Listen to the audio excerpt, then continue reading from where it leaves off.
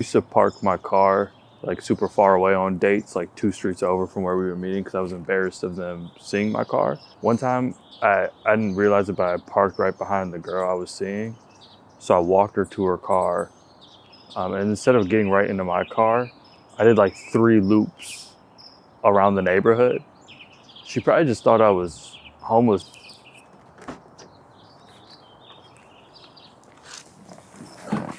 This is a 2001 Toyota Echo.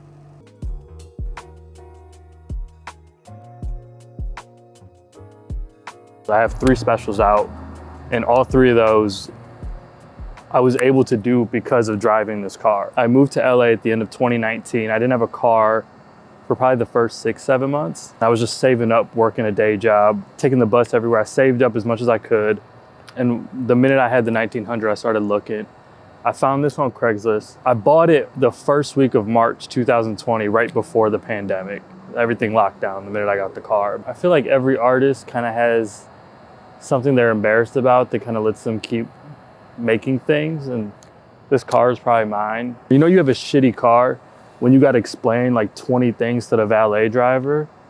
Like you pull up the car, you're like, hey man, before you park this, just know that the passenger side doesn't really lock, so don't lock it on the way out, and make sure you twist the ignition 3 times and stomp on the gas 3 times. Don't turn on the AC, but make sure that the heat is all the way up when you start it, but then you gotta turn the heat. I feel like I used to be really embarrassed about it. At first, I was just happy to have a car, but the older I got, I felt like I should be progressing, right? As like my career progressed, I was wondering why everything else around me wasn't.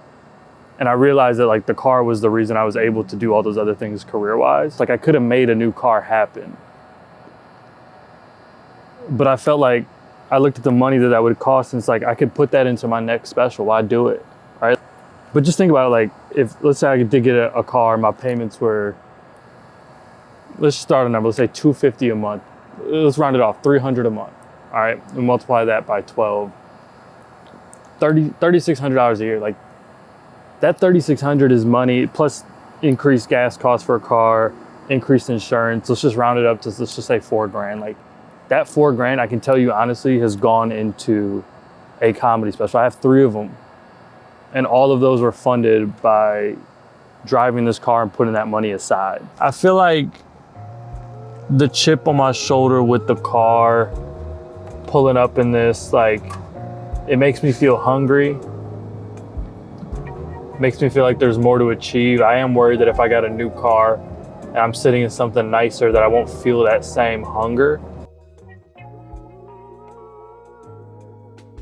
As an artist, like you wanting more, you wanting to excel in your career, make more things, like elevate in your career, be in bigger rooms, be on bigger stages, be on bigger platforms, whatever the case may be. I think that's all super healthy to chase as an artist.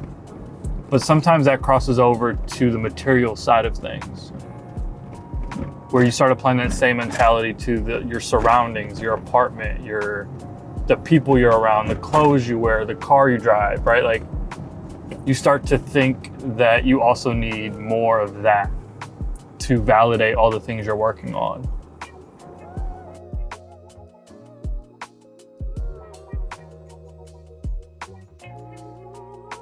The key for me was separating that and realizing that by not upgrading those things, I'm enabling myself to invest in the other side of creating. But seeing your friends and family and like people around you upgrade the things like a car, sometimes you're like, well, damn, I guess if I didn't do comedy and didn't put all this money in a special, what could I be driving? And you know, I definitely go down that. But okay, back to the point. There's a documentary I watched when I first started, just called Comedian. There's a scene in there, right, where Orny Adams, this young, hungry comedian who's now old and angry. Orny Adams is talking to Jerry Seinfeld, and he's like, you can tell he's stressing because he's young and he's on the come up, and he's trying to hit this big break. And he asked Jerry something of like, well, what about your friends? Like, you see them getting jobs, families, and Jerry Seinfeld is just like, what?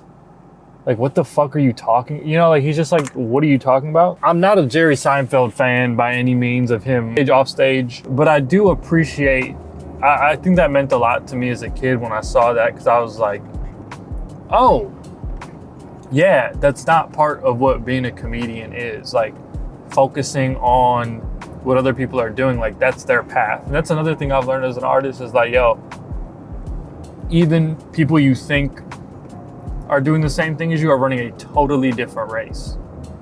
They're running totally different races. No two stand-up comedians are chasing the exact same thing, have the same end dream, end goal in mind. I think year 2 or 3 of doing stand-up is when I realized that the route that I wanted to take and the things that I wanted to achieve in my career were gonna take some time. I just know that my path as an artist is gonna take longer. It's a longer burn. I'm okay with that. I've accepted that. I've drawn a lot of happiness out of that. I'm chasing a body of work. I'm not really focused on these quick wins. I know that sounds pretentious and crazy to say into a camera when I'm driving in a 2001 Toyota Echo. That's what I'm chasing. Paint job done, last step, just adding on these wheel covers. I'm building my new hour. There's a car pulling up on me and I feel like they're gonna be upset. What's up? No. It's considered trespassing. Obviously, I'm not going to call that in as right because you don't know any better right now. Yeah. Is this what being a content creator is? Because if it is, I fucking hate it. Do I feel different? No, not at all. I feel the exact same as before the car was painted. Is there a lesson in this? Maybe. Maybe there's a lesson about, it's not about what it looks like. When you're in the inside of the car, you can't see what the outside looks like. So maybe there's like a life lesson there about, you know, you can, you know what it is? Maybe you can work on changing your exterior appearance, but if you don't work on that's stupid. That's not the lesson. Does there have to be a lesson to close the video? Maybe. I feel like I talked a lot of shit when I made the first few parts of this. So maybe it's expected that I say something wise and cool here. But honestly, I should have wore a long sleeve shirt and pants when dipping the car because I got chemical plastic dip all over me and I have hives in a few places that I'd rather not have hives in. I'm gonna keep putting out videos until it all goes away or I blow up. That sounds stupid, fuck.